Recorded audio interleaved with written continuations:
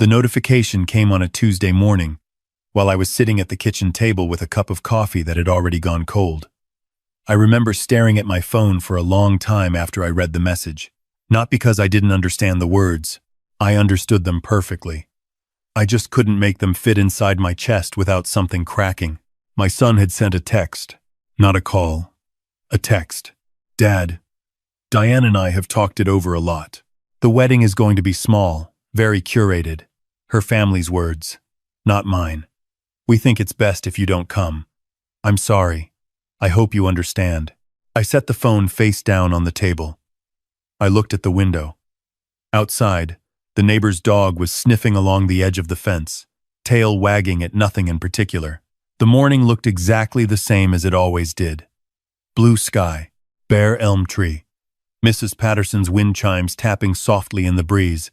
I was 63 years old. I had worked 31 years in a sheet metal fabrication plant in Youngstown, Ohio. I had calluses on my hands that never fully went away, even after I retired. I had raised my son alone from the time he was 9 years old, after his mother left. I packed his lunches every morning. I drove him to baseball practice 3 times a week in a truck that burned oil and pulled to the right. I sat in the back of the auditorium the night he gave his valedictorian speech, and I cried so hard the woman next to me handed me a tissue without being asked. And now my son was getting married in 4 months, and I was not invited. I want to be honest with you, because I think honesty is the only thing worth anything when you get to my age. My first feeling was not anger. My first feeling was shame. That quiet, hollow kind of shame that asks you whether you did something to deserve this, whether there is something wrong with you at the core that you never quite fixed. I sat with that feeling for about 3 days. I barely ate. I went through the motions of my retired life. Morning walk, afternoon news, dinner, from whatever was easiest, and the whole time, I kept turning that text over in my mind, looking for something I might have missed. I called my son on the 4th day. He answered on the 3rd ring, and I could hear right away that he was somewhere crowded. Background noise. The sound of a city he had moved to 6 years ago. A city with clean sidewalks and restaurants that had names I couldn't pronounce. He had done well for himself. Master's degree from Northwestern. A job at a consulting firm that I couldn't fully explain to people when they asked. He wore clothes that fit differently than the clothes I was used to. Not better, just different. Like they had been thought about more carefully.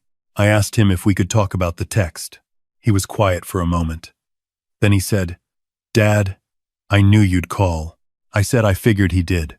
He told me that Diane's family had a very specific vision for the wedding, that her mother and stepfather, Harold, were paying for a significant portion of it, that Harold had certain expectations about how things would look, who would be photographed with whom, what the guest list would communicate to the people attending. He said the word optics twice. My son, who used to eat peanut butter straight from the jar with a spoon, used the word optics to explain to me why I was not welcome at his wedding. I asked him what exactly he thought I would do that was so problematic. He paused for a long time, long enough that I heard someone in the background ask him something, and he told them 1 second. "It's not about you doing anything, Dad. It's about how things will look. Harold's friends they're a certain kind of people. And Diane doesn't want." He stopped, started again. "You know what you look like, Dad. You know how you present." I knew exactly what he meant. I am not a complicated man to look at. Broad shoulders that have started to round slightly. Hands that are permanently rough. I wear collared shirts, but I button them the wrong way according to people like Harold, meaning I don't leave the top 2 open. My haircut costs $14. My truck is 11 years old. I do not look like the kind of man who belongs in the background of photographs that will hang in houses like Diane's mother's house. I told my son that I understood. I did not tell him that understanding something and accepting it are 2 entirely different things. I hung up, and this time, the feeling that came was not shame. It was something older and quieter and harder. It sat behind my sternum like a stone that had been there so long it had become part of the architecture. I had felt it before, the first time a foreman passed me over for a promotion and gave it to a younger man who had graduated from a school with a lawn. I had felt it when my son was in college and stopped calling as frequently, and the calls that did come were shorter and then shorter again. until they became the kind of calls where you both say everything is fine and hang up without having said anything at all. I want to tell you about Diane, because I think it is important to be fair. Diane is not a bad person. I have said that to myself many times since all of this happened, and I still believe it. She grew up with money, then lost it when her parents divorced, then got it back when her mother married Harold. That kind of journey does something to a person. It makes the ground feel unstable underfoot. It makes you grip very tightly to the things that feel solid and permanent, which for Diane meant Harold's world and Harold's approval, and the version of herself that existed in that world. I understood that. I understood it the way you can understand something without it being any less painful. She had met my son at Northwestern. She had fallen in love with a man who was smart and articulate and ambitious, a man who had worked his way up from Youngstown, Ohio, on a scholarship and his own determination. What I do not think she had fully reckoned with was that that man came from somewhere, that he had a history with a shape and a weight to it. That standing in her mother's kitchen describing her future father-in-law to Harold's friends would require words she hadn't prepared. I found out later, from my son's cousin who had been in a phone call she wasn't supposed to be in, that Diane had told her mother I was difficult, that I had made holidays awkward. I tried to remember the last holiday we had all spent together, Christmas 2 years ago. I had brought a pie from a diner I liked. Harold had made a comment about store-bought versus homemade that I had let pass. I had fixed a loose hinge on their kitchen cabinet door without being asked, because I cannot walk past a loose hinge without fixing it. I had fallen asleep in the armchair after dinner because I wake up at 5:30 in the morning out of 40 years of habit. These were apparently the makings of difficult and awkward in the vocabulary of that household. I did not call my son back after that conversation. I wanted to. I wrote out what I was going to say 3 different times in a notepad I keep by the couch. I never called. Instead, I did what I have always done when I don't know what to do. I drove. I have a route I take when I need to think. Out past the old plant. Even though it's been closed for 9 years now and the parking lot has weeds growing through the cracks. Down toward the river. Up along the ridge road where you can see the valley laid out below you, like something a person would paint if they wanted to paint something honest. I drove that route twice in one afternoon, and by the time I got home, I had made a decision. I was not going to call my son and beg. I was not going to write a letter explaining myself. I was going to respect his request and not attend the wedding, and I was going to live with that. Quietly. The way I had learned to live with other things, that should have been the end of the story. It almost was. The part I didn't plan for was Raymond. I met Raymond at the counter of a hardware store in mid-October, about 6 weeks before the wedding. I was buying weather stripping for my back door, and he was standing at the fastener bins with a look on his face that I recognized immediately because I had seen it in the mirror. That look of a man who is trying to solve a problem with his hands, because his hands are the only tools he fully trusts anymore. We ended up talking the way men of a certain age and background talk at hardware store counters. Slowly, sideways, about nothing at first. He was from Steubenville originally, retired pipe fitter, 3 kids, 2 girls, and a boy. His youngest daughter was getting married in November. It took us about 10 minutes of standing there before either of us said what we were actually thinking. He said, "She didn't invite me." I said, "Neither did mine." He looked at me for a moment. I looked at him. He said, "Diane?" I said, "That's her." We stood there in the fastener aisle of a hardware store for a long time without saying anything. Then Raymond let out a breath that had a lot of years inside it and said, "Well, I'll be damned." What I learned over coffee that afternoon, and over more coffee the following Saturday, was this. Raymond Kowalski had been Diane's father before Harold had been anything at all. He had worked double shifts to keep the lights on during the lean years. He had coached her softball team. He had driven 4 hours in a snowstorm to move her into her first apartment in Chicago. He had been the kind of father who showed up, which is the only kind of father worth being. Then Diane's mother had met Harold at a real estate conference in Scottsdale, and Harold had a golf club membership and a second home in Hilton Head, and the gravitational field of that life had slowly pulled everything toward it. Raymond hadn't fought the divorce bitterly. He wasn't a bitter man. He paid what he was supposed to pay, and he was present when he was allowed to be. And he watched his daughter grow up inside a life that had less and less room for someone who drove a used pickup truck and had a union card in his wallet.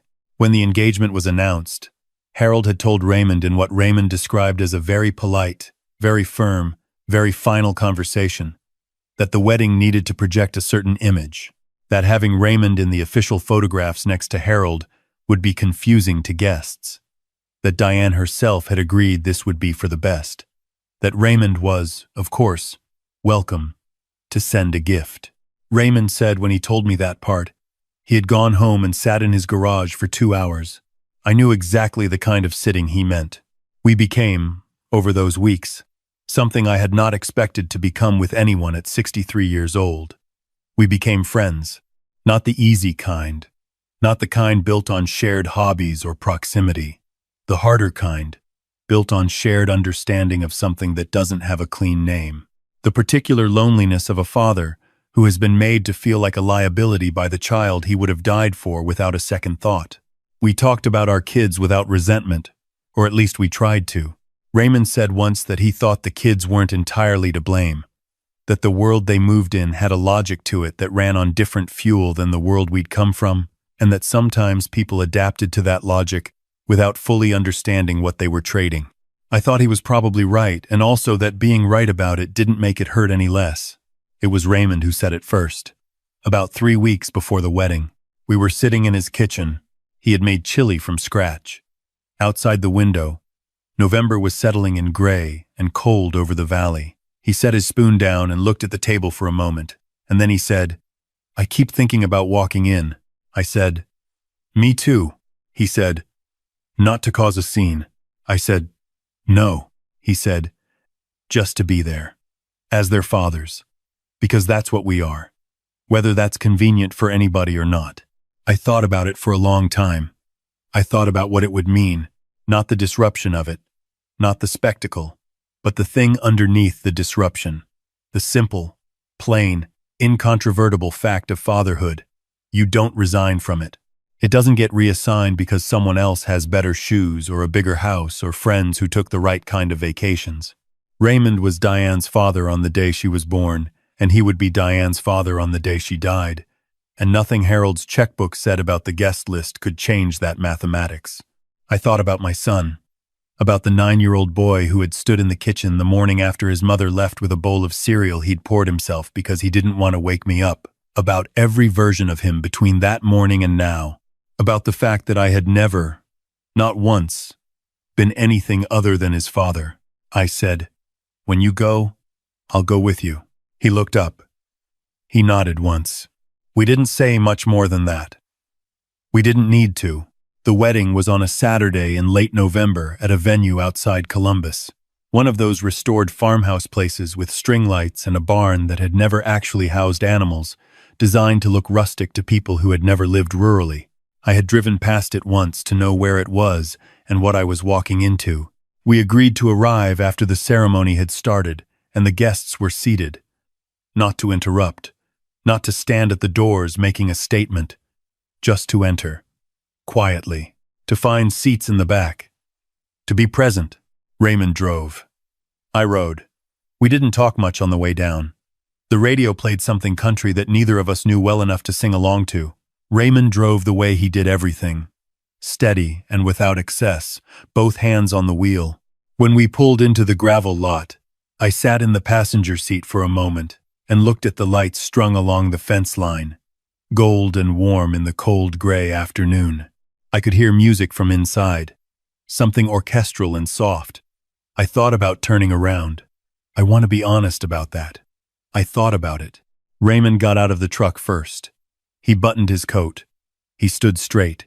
He looked exactly like what he was, a decent man who had worked hard and loved his daughter and had not been invited to the most important day of her life. I got out. We walked in together. The door opened into a foyer where a young woman in a headset was managing something on a clipboard. She looked up. She looked at us. She looked at her clipboard. I said, "I'm the groom's father." Raymond said, "I'm the bride's father."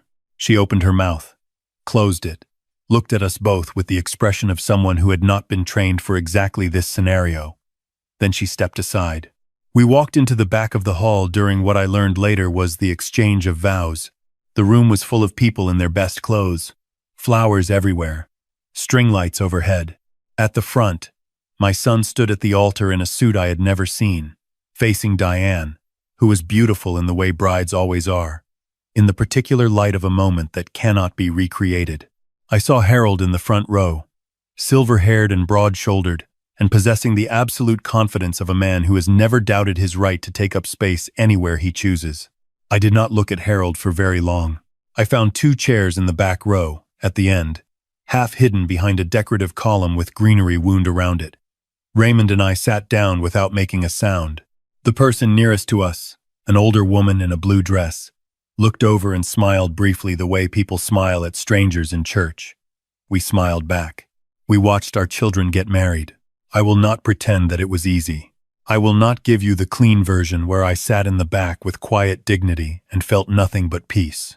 There was a moment when the officiant said, "Who here loves this man and wishes him well?" And the room was still, that I put my hand flat on my knee and pressed down because I needed something to press against.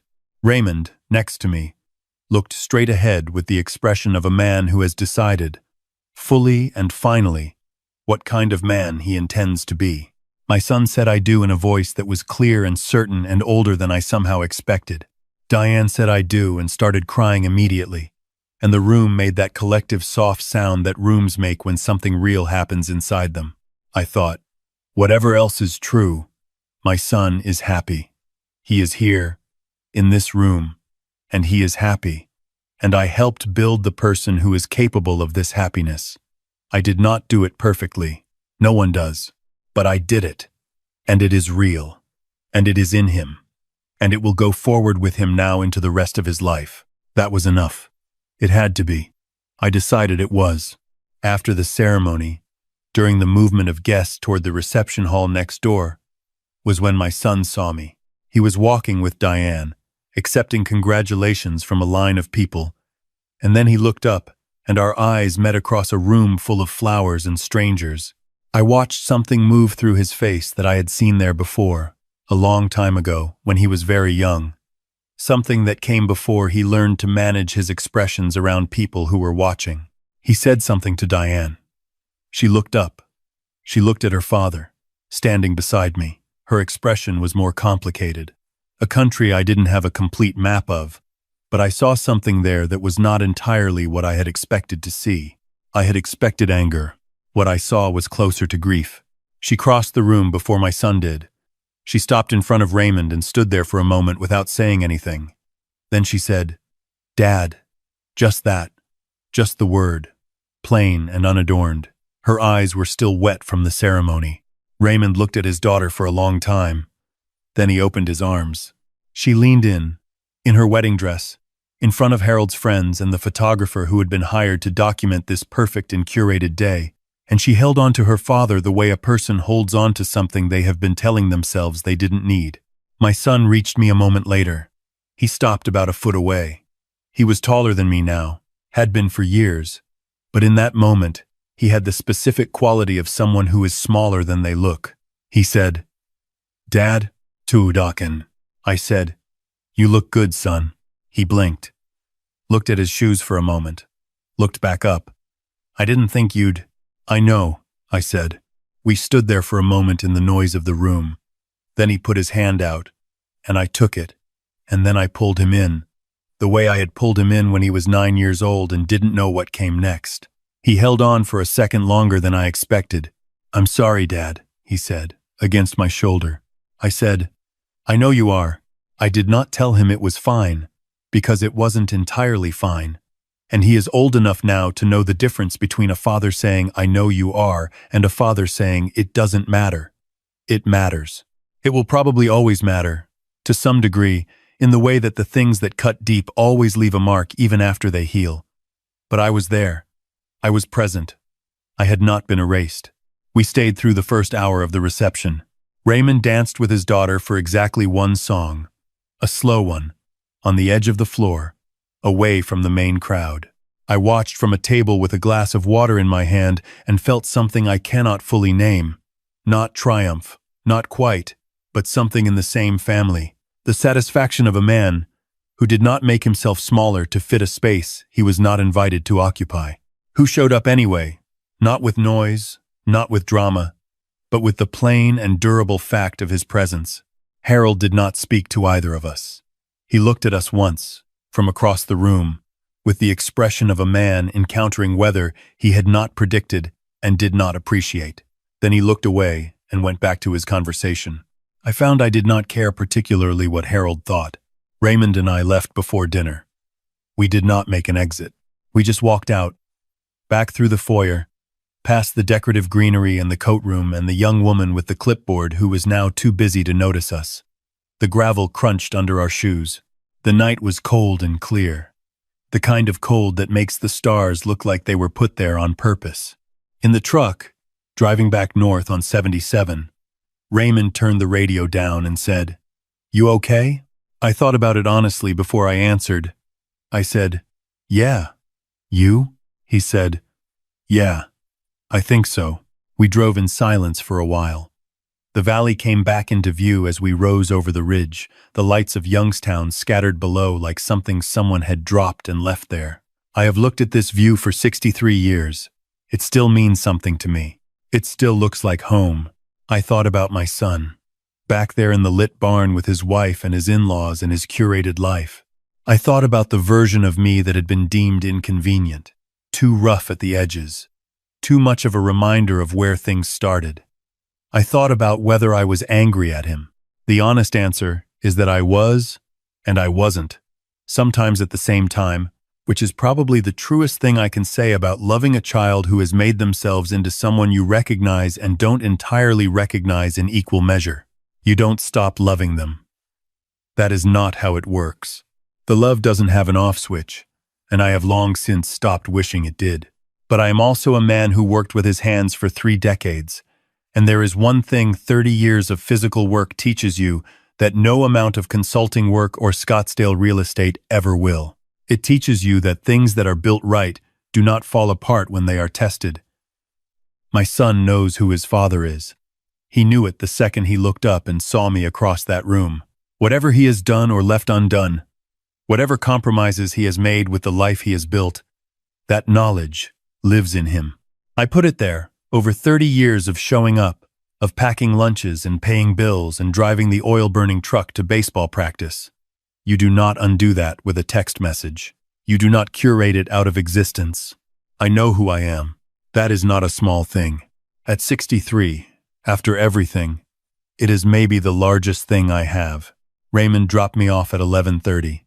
I watched his taillights disappear down the end of my street, and then I stood on my porch for a moment in the cold air, looking at my neighborhood, my old trees, Missu's, Patterson's wind chimes, tapping in the dark.